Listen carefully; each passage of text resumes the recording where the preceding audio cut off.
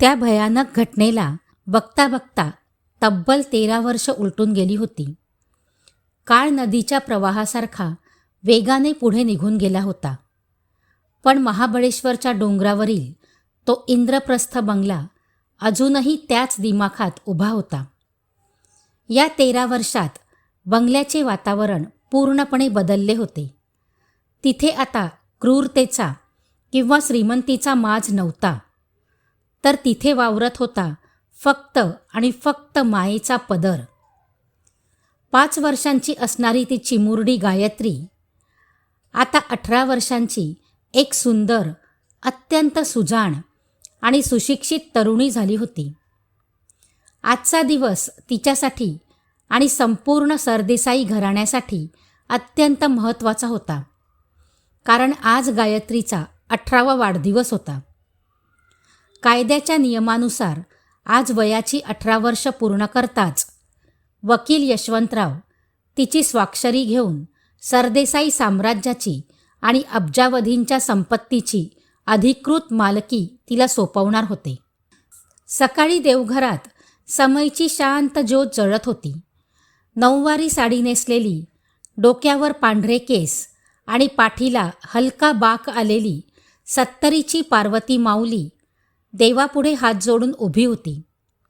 तिच्या डोळ्यात आनंदाश्रू होते.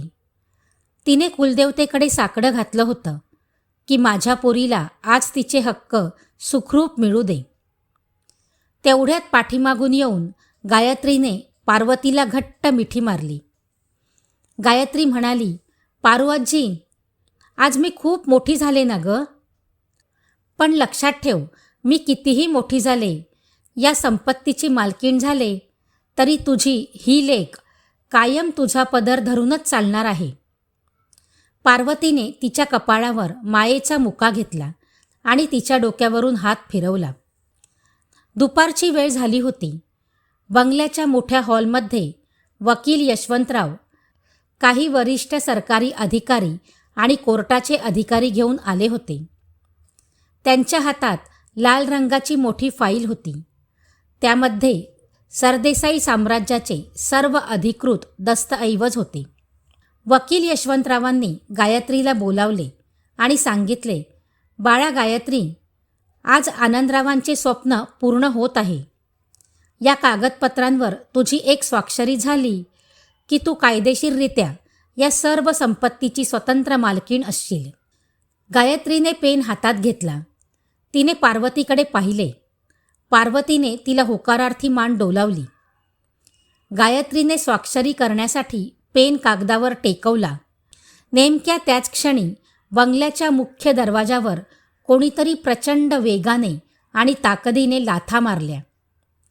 दरवाजा मोठ्या आवाजासह आत कोसळला.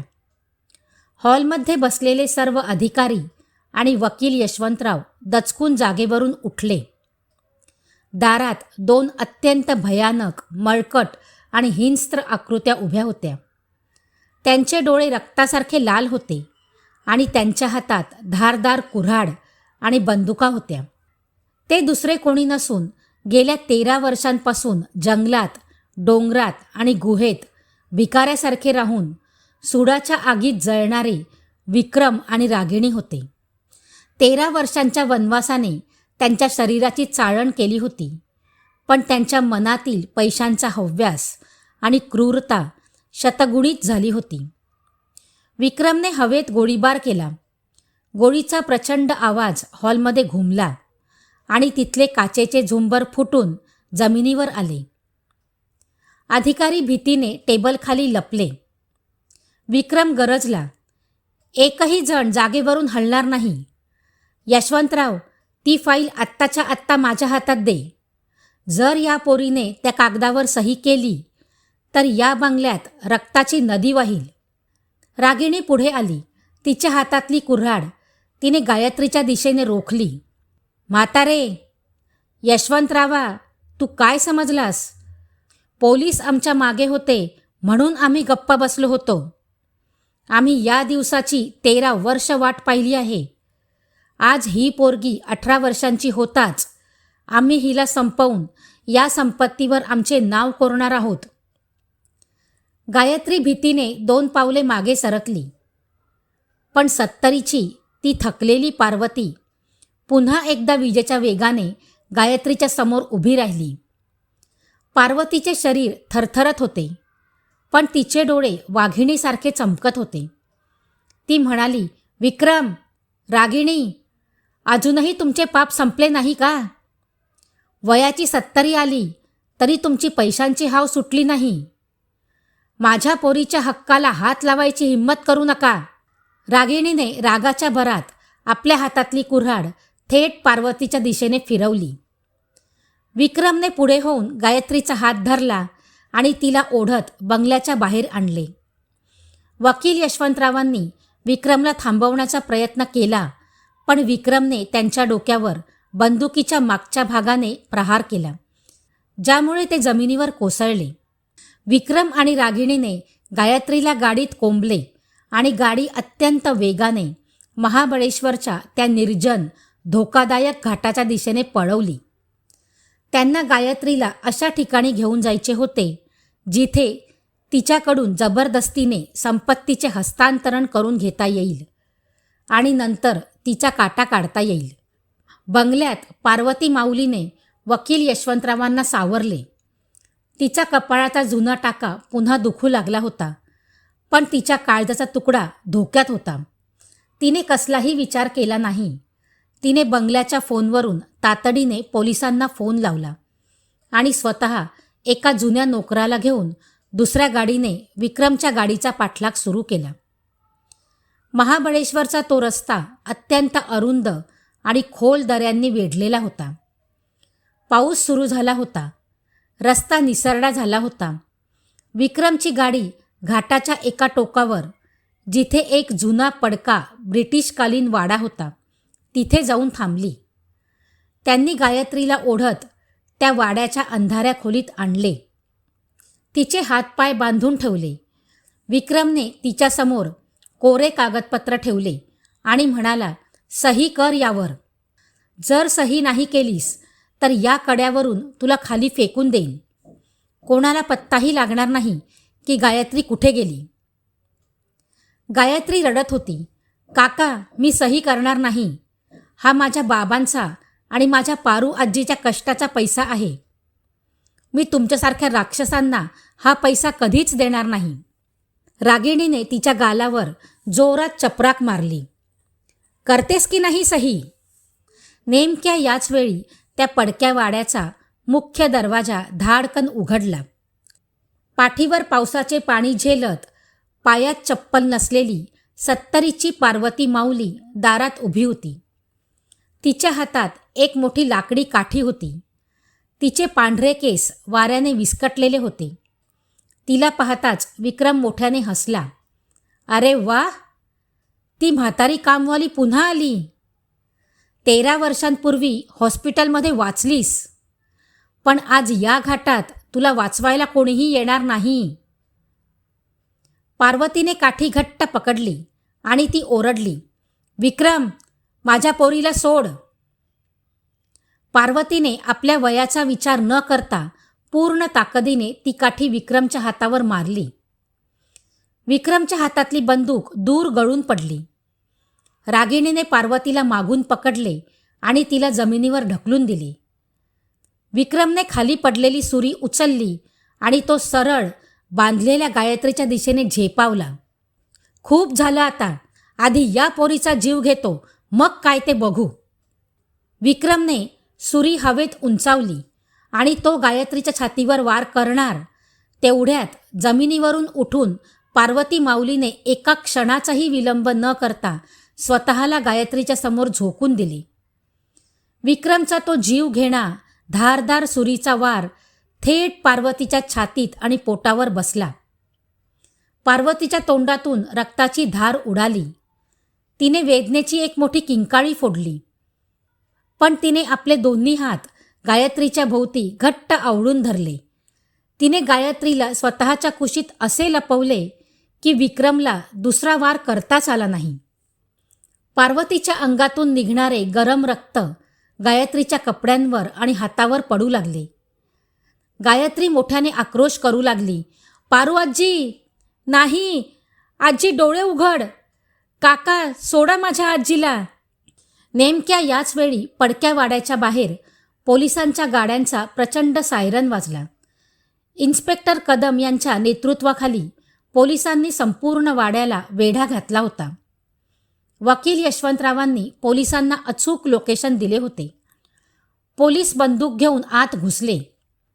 पोलिसांना पाहताच विक्रम आणि रागिणीने पळण्याचा प्रयत्न केला, पण पोलिसांनी त्यांना चारी बाजूंनी घेरले. इन्स्पेक्टर कदम यांनी विक्रमच्या पायावर गोळी मारली, ज्यामुळे तो जमिनीवर कोसळला. पोलिसांनी विक्रम आणि रागिणीच्या हातात बेड्या ठोकल्या. रागिणी पोलिसांसमोर हात जोडून भीक मागू लागली, पण इन्स्पेक्टर कदम म्हणाले, 13 वर्षांपूर्वी तुम्ही निसटलात, पण आज एका माऊलीवर आणि निष्पाप मुलीवर हात उचलण्याची शिक्षा तुम्हाला थेट फाशी किंवा जन्मठेपेच्या कडक कोठडीतच मिळेल. घेऊन जा या राक्षसांना. विक्रम आणि रागिणीला पोलिसांनी फरफटत गाडीत टाकले. त्यांचा खेळ आता कायमचा संपला होता. वाड्याच्या खोलीत गायत्री पार्वतीचे डोके आपल्या मांडीवर घेऊन रडत होती. पार्वतीच्या छातीतून रक्ताचा प्रवाह थांबत नव्हता. तिचे डोळे हळूहळू मिटत होते. गायत्री रडत रडत म्हणाली, पारू आजी, प्लीज मला सोडून जाऊ नकोस. मला ही संपत्ती नको, मला हा बंगला नको, मला काहीच नको. मला फक्त तुझी माया हवी आहे. तू माझी सख्खी आजी नाहीस, पण तू माझ्यासाठी स्वतःचा जीव दिलास ग. पार्वतीने अत्यंत थरथरत्या हाताने गायत्रीच्या गालावरचे अश्रू पुसले. तिच्या चेहऱ्यावर मृत्यूच्या वेदनेपेक्षा आपल्या मुलीला वाचवल्याचे एक परम समाधान होते. ती अत्यंत क्षीण, हळुवार आवाजात म्हणाली, बाळा गायत्री, रडू नकोस. आई होण्यासाठी रक्ताच्या नात्याची गरज नसते ग. फक्त काळजात माया असावी लागते. आनंदरावांनी मला नोकर म्हणून ठेवले होते, पण माझ्या या काळजाने तुला पोटच्या लेकीपेक्षा जास्त जपलं. आज माझा हा मायेचा पदर यशस्वी झाला. तू सुरक्षित आहेस. आता मी शांतपणे डोळे मिटू शकते. डॉक्टर सुहास यांनी तातडीने रुग्णवाहिका आणली होती. पार्वतीला तातडीने महाबळेश्वरच्या सर्वात मोठ्या रुग्णालयात नेण्यात आले. तब्बल 7 तास डॉक्टरांच्या टीमने ऑपरेशन केले. संपूर्ण महाबळेश्वरची जनता, वकील यशवंतराव आणि गायत्री हॉस्पिटलच्या बाहेर देवाकडे प्रार्थना करत होते की त्या माऊलीला वाचवा. अखेर देवाघरी घातलेले ते मायेचे साकडं पूर्ण झाली. पार्वती माऊली अत्यंत गंभीर परिस्थितीतून सुखरूप बाहेर आली. तिचे प्राण वाचले होते. 2 महिन्यानंतर पुण्याच्या एका मोठ्या सरकारी सभागृहात एका विशेष समारंभाचे आयोजन करण्यात आले होते. तिथे महाराष्ट्रातील अनेक मोठे उद्योगपती, वकील आणि सरकारी अधिकारी उपस्थित होते. सरदेसाई साम्राज्याची अधिकृत मालकीण म्हणून कुमारी गायत्री सरदेसाई हिचा सन्मान सोहळा होता. मंचावर एक अतिशय आलिशान सोन्याची नक्षी असलेली मुख्य खुर्ची ठेवली होती. जेव्हा निवेदकाने गायत्रीचे नाव पुकारले, तेव्हा संपूर्ण सभागृहाने टाळ्या वाजवल्या. गायत्री मंचावर आली. तिच्या हातात सरदेसाई साम्राज्याची मुख्य फाईल होती, पण ती त्या मुख्य खुर्चीवर बसली नाही. तिने माईक हातात घेतला आणि अत्यंत गंभीर आवाजात सांगितले, आज लोक मला या कोट्यावधींच्या मालमत्तेची मालकीण म्हणत आहेत, पण माझी खरी श्रीमंती या संपत्तीत नाही. जेव्हा रक्ताची नाती पैशासाठी माझी हत्या करायला निघाली होती, तेव्हा एका परक्या कामवाल्या माऊलीने स्वतःच्या कपाळावर आणि छातीवर वार झेलून माझे प्राण वाचवले. आज या साम्राज्याची मुख्य खुर्ची माझी नाही, तर माझ्या खऱ्या आईची आहे. गायत्रीने मंचाच्या मागून व्हीलचेअरवर बसलेल्या, कपाळावर आणि छातीवर जखमेचे वळ असलेल्या, 9वारी साडी नेसलेल्या आपल्या पार्वती माऊलीला मंचावर आणले. गायत्रीने पार्वतीला त्या मुख्य मालकिणीच्या खुर्चीवर बसवले आणि स्वतः तिच्या पायाशी जमिनीवर बसली. तिने पार्वतीच्या हातातील तो साध्या साडीचा पदर आपल्या डोक्यावर घेतला. संपूर्ण सभागृहातील लोकांनी उभे राहून डोळ्यात आनंदाश्रू आणून तब्बल 5 मिनिटे टाळ्यांचा कडकडाट केला. एका साध्या कामवाल्या बाईने आपल्या प्रामाणिक, पवित्र आणि निस्वार्थी मातृत्वाच्या बळावर जगातील सर्वात क्रूर आणि पैशाच्या हव्यासाचा पराभव केला होता. मायेच्या पदराने सरदेसाई घराण्याची दौलतच नाही तर माणुसकीचा सर्वात मोठा विजय मिळवून दिला होता. मित्रांनो, कथा आवडली असेल तर व्हिडिओला लाईक करा, शेअर करा आणि कमेंटही करा. आणि आपल्या चॅनलवर नवीन असाल तर चॅनलला सबस्क्राईब करा. धन्यवाद.